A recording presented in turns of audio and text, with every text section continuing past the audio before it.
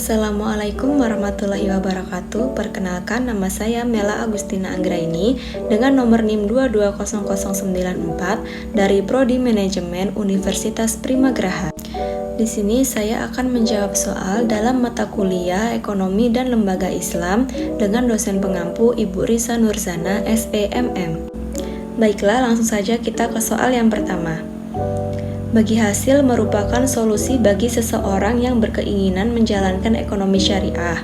Lalu bagaimana menurut saudara tentang konsep bagi hasil bagi kegiatan ekonomi berupa pembiayaan, persaingan ekonomi atau bisnis, dan sejauh mana solusi yang ditawarkan jika mengalami kerugian?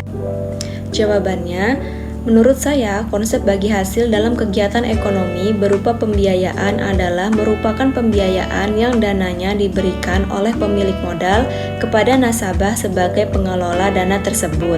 Dan solusinya yang ditawarkan jika mengalami kerugian, maka hal itu akan dibagi menurut perbandingan yang disepakati di awal perjanjian. Soal yang kedua, bagaimana pandangan saudara tentang investasi, serta investasi apa yang menurut kalian sesuai dengan ekonomi syariah? Jawaban saya, investasi adalah kegiatan penempatan dana atau aset dengan harapan mendapat keuntungan di masa yang akan datang. Dan saya memilih berinvestasi emas, karena emas termasuk salah satu investasi syariah dan masuk dalam kategori mubah menurut MUI, dan pergerakan harga emas cenderung stabil sehingga tidak menimbulkan kerugian yang cukup besar bagi para investor. Soal nomor 3. Akad merupakan satu kesatuan dengan perjanjian. Jelaskan bagaimana pendapat saudara tentang perbandingan akad berdasarkan hukum nasional dan hukum syariah.